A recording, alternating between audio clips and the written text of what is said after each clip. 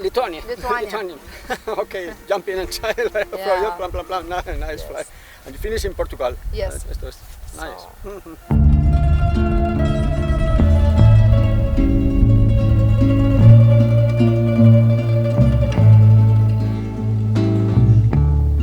Jo, buvo labai įdomi kelionė, sakyčiau, pats procesas, tas įveikimas, jis toks, žinau, atskridom, bet buvo labai graži visa kelionė ir mane labiausiai gal kalnai nustebino, kad mes perskridom visas Alpes ir perskridom Pirėnus ir pats tas visas kelionės procesas labai patiko, iš tikrųjų, ir buvo kiekviena diena labai žavi.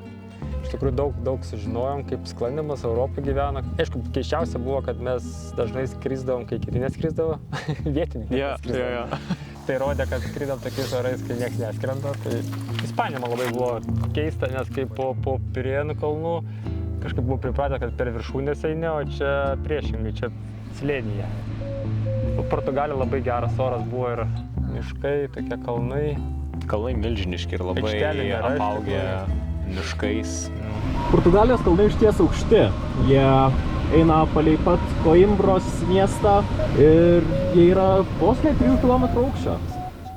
Tas temperatūrų skirtumas ir kaip jis pasikeičia, čia nusivedus prie Atlanto iškart vėsiau, gaiviau. Ir buvo labai įdomu, kad nuo Atlanto labai matos, kad daug drėgmės ateina ir kai skrendi, rūkas vis didėja, matomumas prastėja ir matai vos keliasdešimt kilometrų į priekį. Kairėje pusėje turėtų matytis Lisabono, dešinėje Porto miestai. Geru oru matytųsi 100 kilometrų. Čia taip jau aukšti kalnai ir taip šitą aerodromą buvo pasiekti nelengva. Gerai, kad turėjome aukščio, nes tai būtume neperlipę šitų kalnų. Ja. Hei, pasiekėm!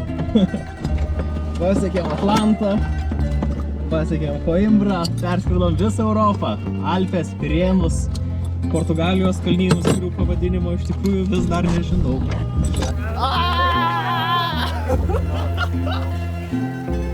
Fainai, bet šiukia Portugalijos kalniukai, eina savo. Jo, nežinau. Einam vandeniną ieškoti. Ką, eisim susirinkti?